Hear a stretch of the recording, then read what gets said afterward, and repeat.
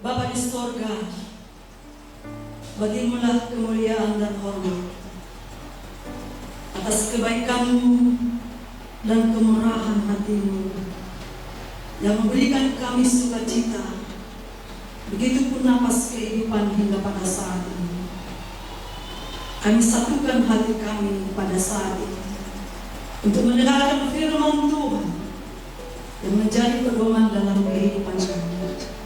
Biarlah Roh Kudus mengurapi tiap-tiap hati yang ada di sini, sehingga kami boleh memiliki hikmat yang daripada-Mu untuk mengerti akan firman Tuhan dan menghidupinya dalam perjalanan hidup kami, sehingga setiap hidup kami hanya untuk memuliakan nama-Mu. Bersabda Engkau Bapa, Engkau urapi hamba-Mu dan setiap jemaat. Dalam nama Yesus kami berdoa. Amin. Salam Bapak Ibu, anak sekolah minggu dan pemuda buat kita semua. Salam. Baiklah, dengan sukacita kita mau dengar firman Tuhan. Firman Tuhan buat kita hari ini dari Kejadian pasal 1 ayat 1 sampai dengan ayat 2 serta ayat 26 sampai dengan ayat 28. Saya akan baca dalam Alkitab terjemahan baru. Demikian kata firman Tuhan. Allah menciptakan langit dan bumi serta isinya. Pada mulanya Allah menciptakan langit dan bumi. Bumi belum berbentuk dan kosong. Gelap gulita meliputi samudra semesta dan roh Allah melayang-layang di atas permukaan air.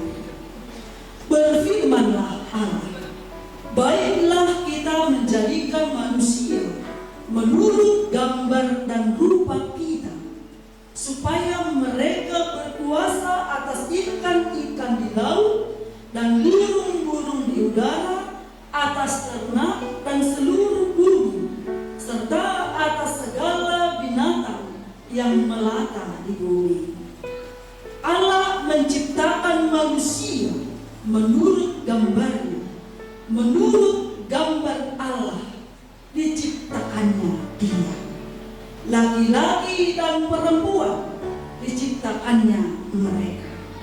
Allah memberkati mereka dan berfirman kepada mereka, beranak cuculah dan bertambah banyaklah, penuhilah dan taklukkanlah bumi, berkuasalah atas ikan-ikan di laut, burung-burung di udara, dan atas segala binatang melata di bumi.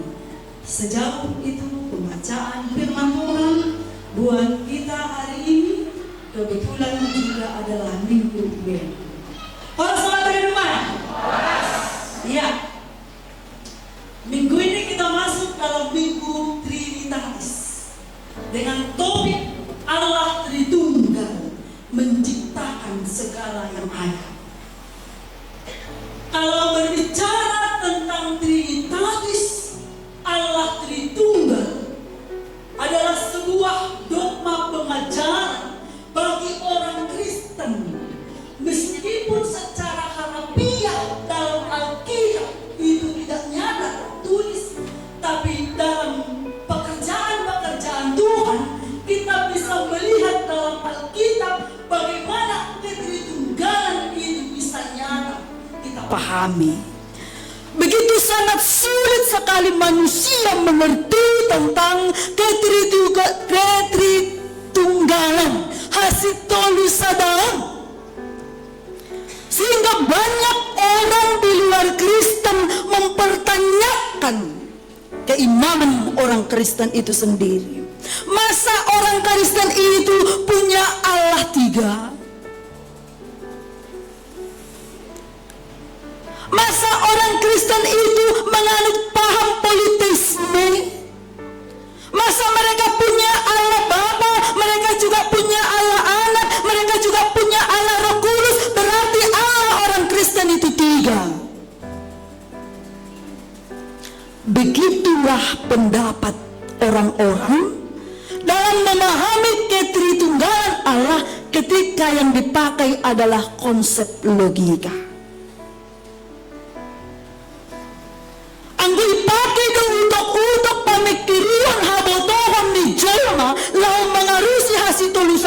ninebata, maka pemikiran itu akan membawa orang kepada kesesatan.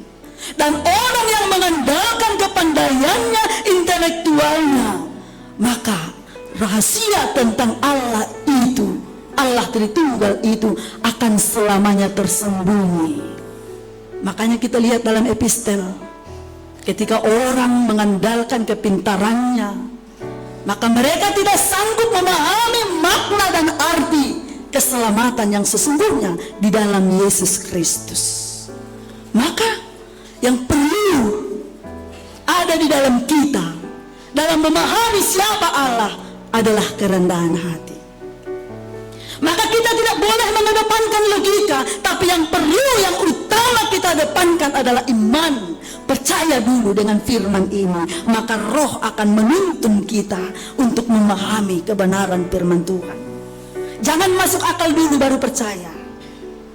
Percaya dulu. Ketika kita percaya dan mengimani ini adalah firman Tuhan, firman yang hidup, yang bersumber dari Tuhan, maka Roh itu akan menuntun setiap orang untuk memahami kebenaran firman Tuhan. Maka kita lihat di sini, dalam ayat pertama jelas dikatakan, pada mulanya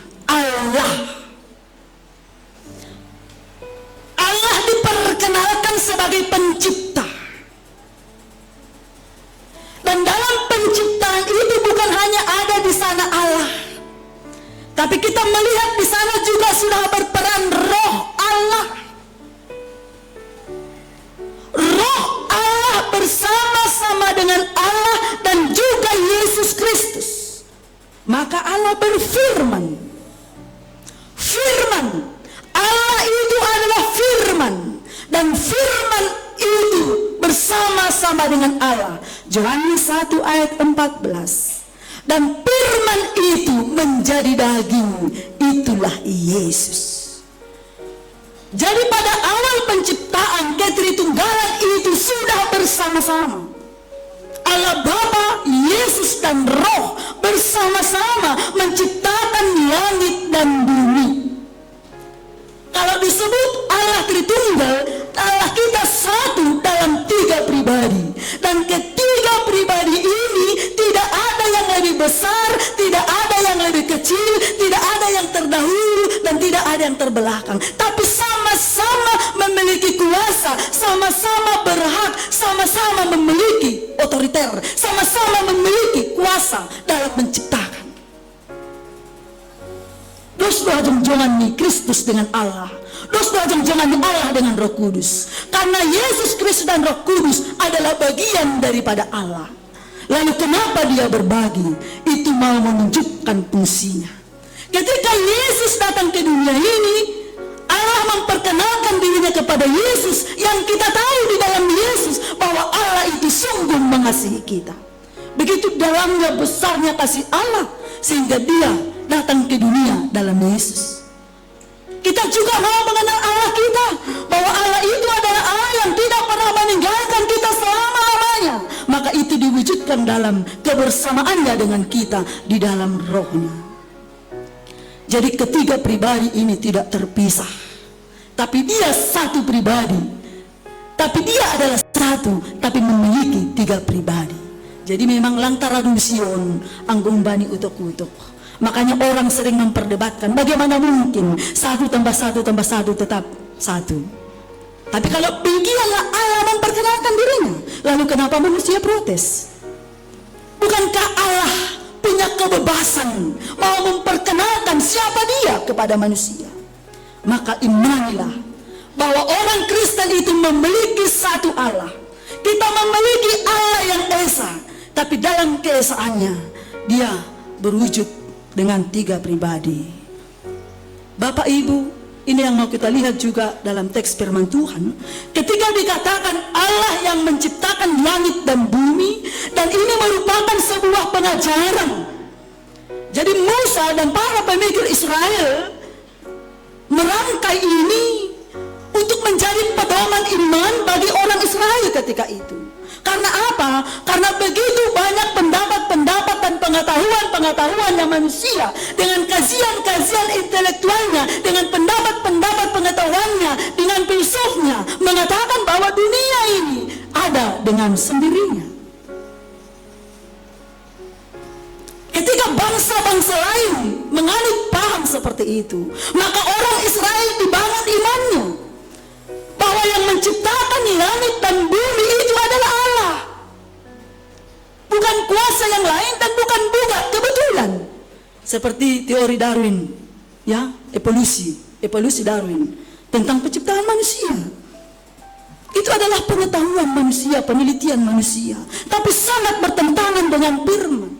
Ketika Allah yang menciptakan langit dan bumi dan segala isinya, maka itu membawa setiap ciptaan, membawa setiap manusia untuk mengagungkan Tuhan sang penciptanya, untuk memuliakan Tuhan sang pemilik alam ini, untuk menyembah Allah.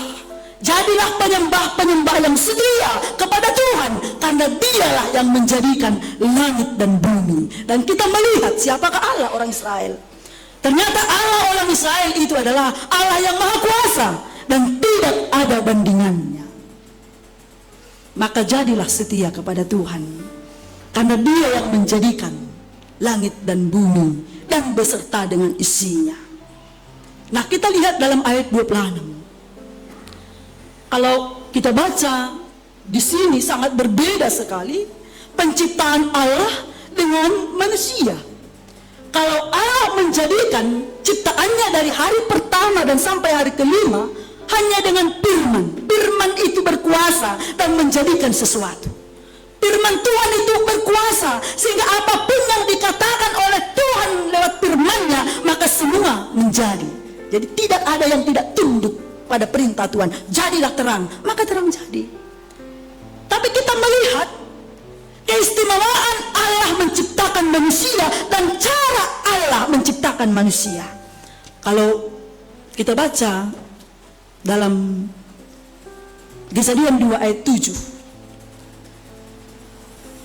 dikatakan di sana, kemudian Tuhan Allah membentuk manusia dari debu tanah dan menghembuskan napas hidup ke dalam hidungnya. Demikianlah manusia itu menjadi makhluk hidup. Kalau dalam ayat 26 ini tidak begitu rinci bagaimana Allah membentuk manusia. Tapi ketika kita baca dalam pasal 2 ayat 7 tadi, jelas dikatakan bahwa manusia itu dibentuk oleh Allah sendiri. Allah turun tangan sendiri mengukir. Selem dan demut, itu bahasa aslinya. Rupa dan gambar, ya kan? Dari mana dia diambil? Manusia diambil dari tanah. Itu mau menunjukkan hakikat manusia itu. Jadi mari kita sadar, siapakah kita yang sesungguhnya? Debu dan tanah itu adalah sesuatu yang kotor sebenarnya. Sesuatu nama butak doai, sesuatu yang hina yang diinjak-injak doai. Tapi Allah yang kudus, Allah yang maha kuasa mau menjamah itu, dan lewat itu Dia mau menciptakan manusia yang istimewa. Allah menginginkan bersengaja, bukan tanpa sengaja. Allah menginginkan, Allah berkehendak menjadikan manusia itu dari debu dan tanah. Tapi apalah arti debu dan tanah? Apalah arti seorang manusia kalau tidak ada napas di sana? Maka ketika Allah membentuk manusia itu seperti rupanya, pakun gambar nih, sudah pandu membayang bahasa Simalungun. Kadang-kadang aku gambarkan yang kita bayangkan mungkin foto, kan begitu. Tapi kalau bahasa Simalungun, itu apa mazolomain? Usih sangat rupani, pakun parlahoni. Ya, ini.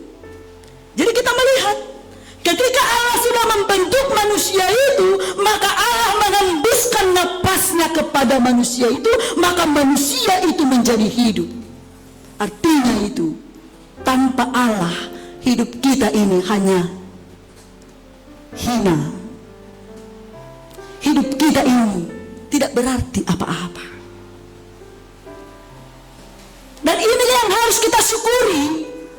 dalam minggu ini, ketika Tuhan masih mempercayakan napasnya kepada kita dan kita beroleh kehidupan, maka tidak ada alasan bagi manusia untuk tidak bersyukur kepada Tuhan selagi masih ada napas dalam badan.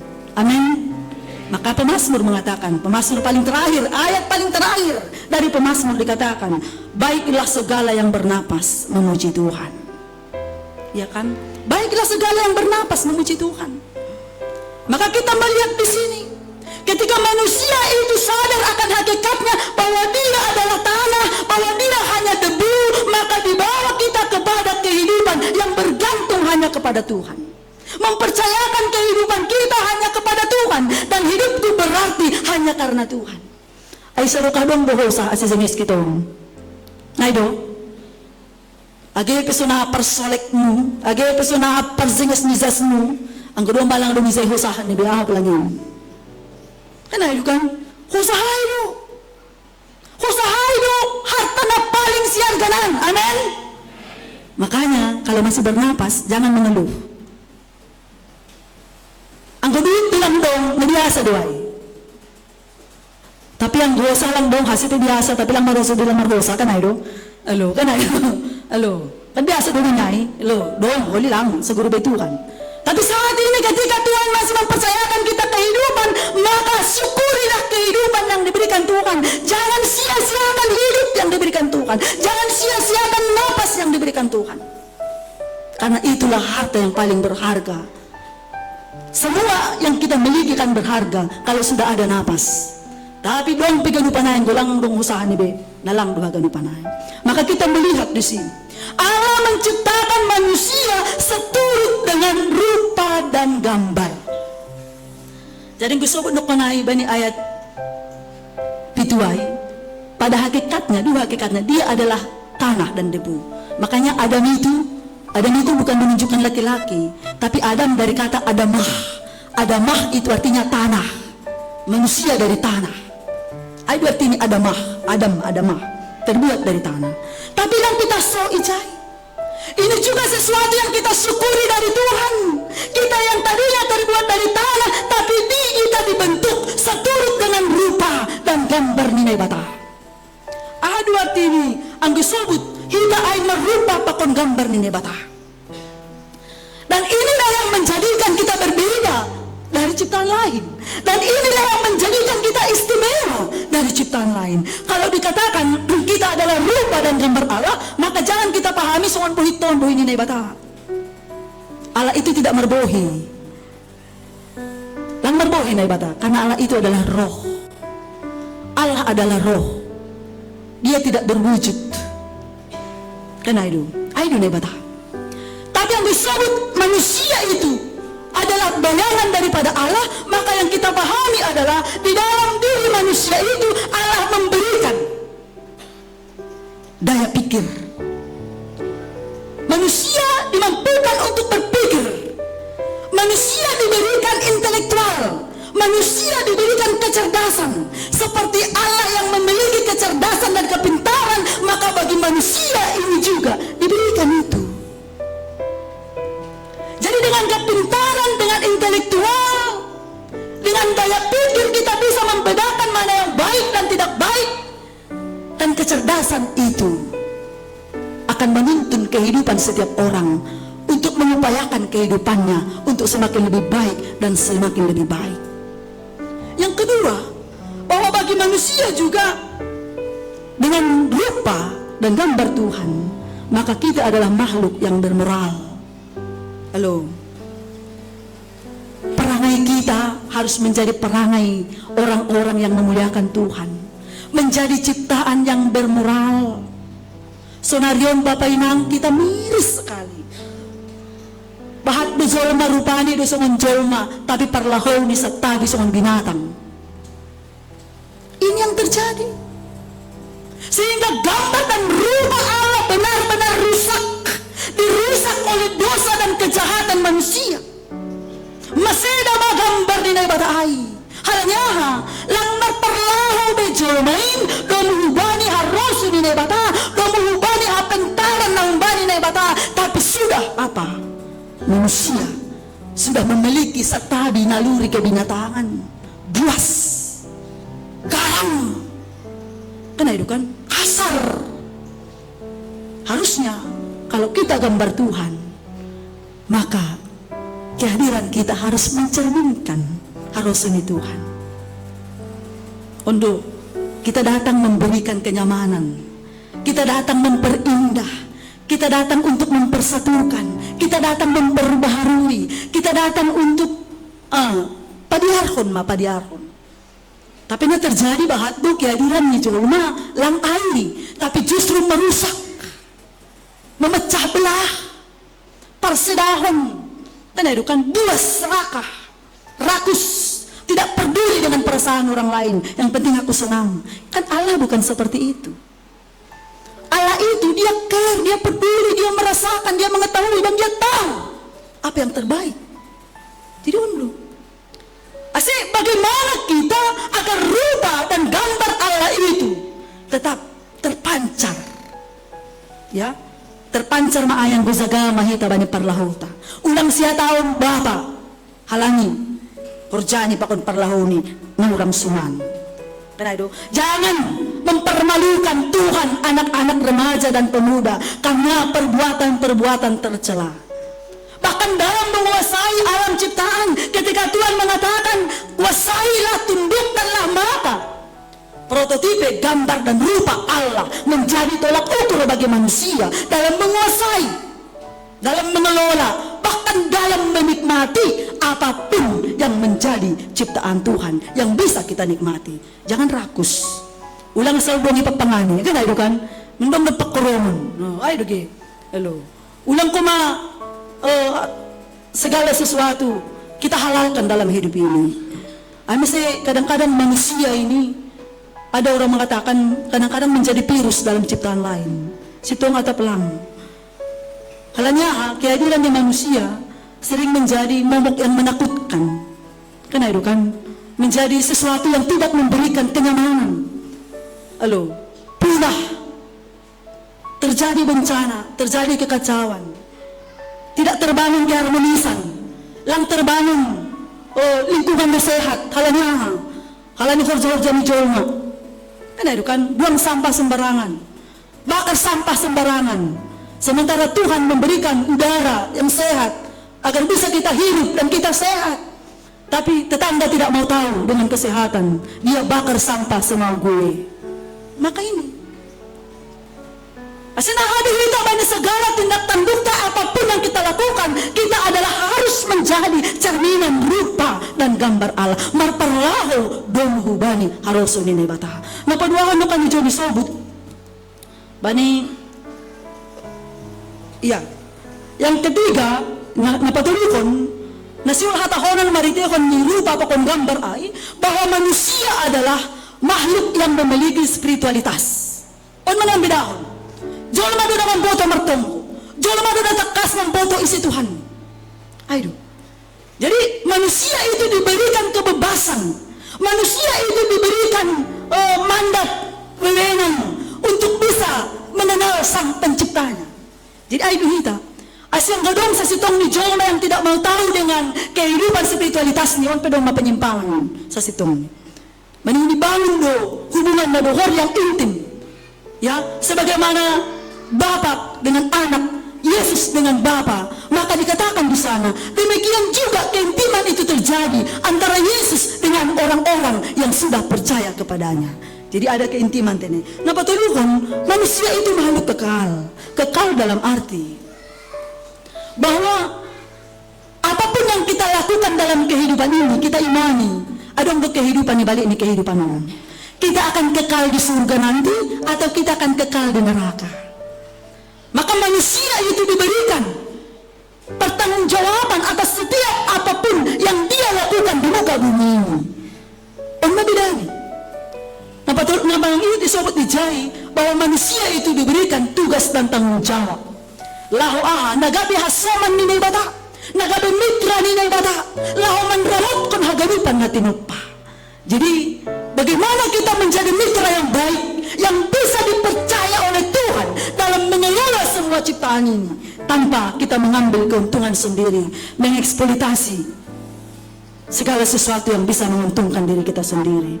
Itu adalah sesuatu yang bertentangan dengan kehendak Tuhan. Maka Bapak Ibu Saudara yang dikasihi Tuhan, kalau kita melihat dalam firman Tuhan ini, dikatakan dalam ayat selanjutnya, maka Allah menciptakan laki-laki dan perempuan. Ya jelas, manusia yang diciptakan oleh Allah jelas laki-laki dan perempuan. Tidak ada semi laki-laki dan tidak ada semi perempuan. Tidak ada juga transgender. Ketika terjadi demikian, maka itu adalah sebuah penyimpangan. Maka jelas, petuduh kami membatasi nasi tom dalam ayat tak mudur. Ulang satu hal dalam satu hal baru. Kan aido kan? Halo, aido. Ulang tiki siang dalahi, tiki remang-remang, songan-songan na baru. Kan aido kan? Halo, angko siang hartono, angko mulai remang hartini. Kan aido. Jelas. Allah menciptakan laki-laki dan perempuan. Ini mau menyatakan kesetaraan. Pardosni hajung joman di balai pakon naboru, anja pardosni harga di balai pakon naboru. Ingat, maka jangan ada laki-laki yang merendahkan perempuan. Jangan ada bapak-bapak memandang sebelah mata kepada perempuan. Halin naboru do lahir beruni, semua nalang malas umurni. Halo, kan ayo kan? Dulu sini ada almas nai. Al-Sunai itu. Tapi kita sudah hidup dalam firman Tuhan. Waluh kanami. Waluh setabi adong open nama urus dua. Lahir naboru tong. Naboru. Halo, roh au naboru tong ikaw akong pelambe. Iya. Ikaw akong pelang. Tapi firman Tuhan mengubah kita. Kita harus hidup berlandaskan firman Tuhan. Laki-laki dan perempuan sama-sama berharga di mata Tuhan. Anggo berilang tudong dalahi malas mahormo. Amin. Ay dah. Anjaha ganupan doi beri na batatu tanggung jawab yang sama dalam pengelolaan ciptaan Tuhan. Maka hargailah perbedaan.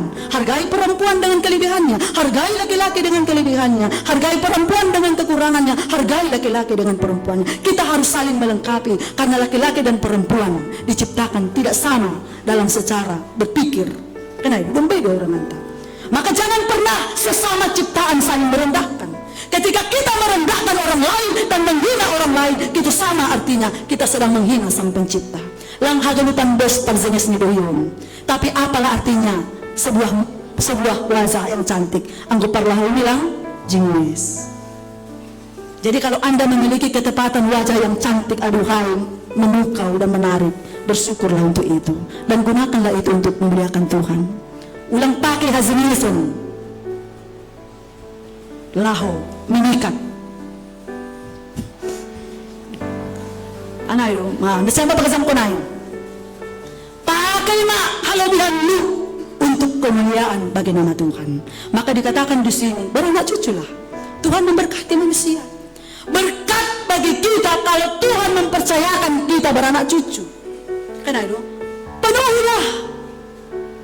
Tapi hubasa dong sa buku ini.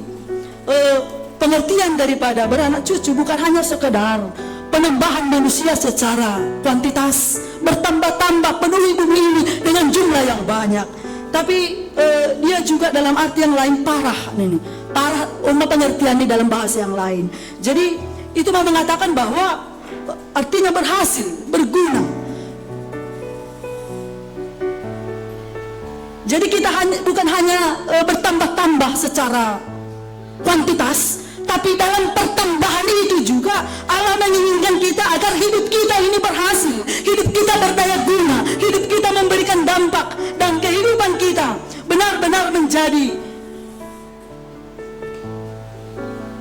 kemuliaan bagi Tuhan. Lewat kehidupan kita, kita bisa melipat gandakan kebaikan-kebaikan Tuhan itu dalam kehidupan.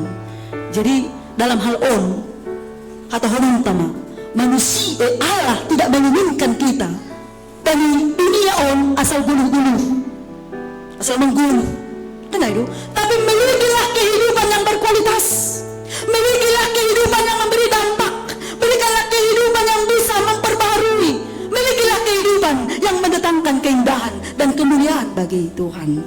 Jadi on maninuhur nami, maka Tuhan memberkati kita. Dan berkat itu bukan hanya dalam persoalan anak. Haladilang hagamupan dipercayakan oleh Tuhan untuk memiliki anak yang lahir dari rahim kita. Tapi kita adalah orang-orang yang diberkati Tuhan ketika kita mampu mendidik, melahirkan orang-orang yang cinta akan Tuhan. Jadi ondo membebai kita untuk tetap bersyukur dalam kehidupan. Maka bani minggu sadarion, bani minggu Trinitatis, kita diingatkan tentang hakikat kita, ya, bahwa kita adalah ciptaan Tuhan yang tadinya diambil dari debu dan tanah, namun memiliki rupa dan gambar Allah. Maka ini akan terus mengingatkan kita dan menyadarkan kita agar kita senantiasa hidup menjadi pribadi yang selalu mengandalkan Tuhan dalam hidup. Kita menjadi pribadi yang tidak sombong, tidak menjadi pribadi yang angkuh, yang mengandalkan hal-hal yang di dunia ini, tapi andalkanlah Tuhan. Dia Allah yang maha besar. Jangan kita menjadi orang yang sombong, karena tanpa Tuhan tidak ada apa-apanya itu semua. Tidak ada. Maka ketika dikatakan Allah yang menciptakan langit, bumi, laut, segala isinya, bahkan kehidupan kita sekarang dan ke depan, maka muliakanlah Tuhan dalam hidupmu. Jangan agungkan kepunyaanmu, tapi agungkanlah Tuhan, karena semua itu hanya panah. Hosa aida semampaikan maharga, hosa aida semampaikan kita berharga. Jadi kalau masih ada napas dalam raga ini, maka serukan puji Tuhan. Napaduahon, mari nyatakan dimanapun kita berada, apapun situasi yang kita hadapi, apapun tantangan yang sedang kita hadapi, nyatakan bahwa aku adalah rupa dan gambar Tuhan. Tidak ada sesuatu hal pun yang membolehkan kita melakukan sesuatu yang tidak benar dalam hidup ini. Tapi Tuhan menginginkan lewat kehidupan kita, natinupanion, kita mau memuliakan Dia dalam hidup kita. Anca rupa pakon parlaho ni nebata, ay mana terus ipauliulihita. Maka mari kita terus berdoa, mendoakan diri kita agar Roh Kudus memperbarui kita hari lepas hari. Kita diperbarui menjadi serupa seperti Kristus dalam segala kehendaknya. Biarlah firman Tuhan membuat kita yakin dan percaya bahwa kita memiliki Allah Tritunggal. Meskipun banyak orang mengacaukan pikiran kita, bahkan tidak percaya dengan itu, maka kita diajarkan untuk mengimani kita memiliki Allah Tritunggal. Jangan ragu tentang itu. Biarlah Roh Kudus membimbing kita terus, sehingga pengenalan akan Tuhan tetap menuntun kehidupan kita. Amin. Kita berdoa. Terima kasih Tuhan buat kebenaran firman-Mu.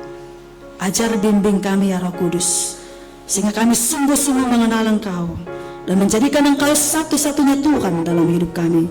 Kami percaya Engkau Allah yang maha besar, Engkau yang menciptakan langit, bumi dan segala isinya. Bahkan kehidupan kami ada hanya karena Engkau. Terpujilah Engkau Tuhan atas kehidupan kami. Biarlah lewat firman-Mu kami semakin menyadari akan kefanaan hidup kami di dunia ini, sehingga kami benar-benar menggantungkan hidup kami hanya kepada Tuhan. Dan kami benar-benar boleh Tuhan percayai dalam mengelola segala apapun yang Tuhan percayakan dalam kehidupan kami. Dan itu akan membawa kami kepada pujian dan hormat kepada Tuhan, dan tidak membawa kami kepada kesombongan dan keangkuhan. Ajari kami Tuhan, biarlah Roh-Mu yang pimpin setiap hati yang ada di sini, sehingga kami boleh saling mengasihi satu dengan yang lain. Kami boleh saling mendukung satu dengan yang lain. Kami boleh saling menghargai, karena semua kami adalah ciptaan Tuhan. Ciptaan Tuhan yang istimewa dan begitu sangat berharga di mata-Mu. Dan Yesus Kristus telah memulihkan kehidupan kami menjadi baru seperti apa yang Tuhan mau dalam kehidupan kami. Biarlah Tuhan bersama-sama kami boleh memperbaharui diri, dan kami boleh menunjukkan bahwa kehidupan kami dikendalikan oleh Roh Tuhan. Berkati jemaat-Mu semua, dan berkati anak-anak kami dimanapun berada.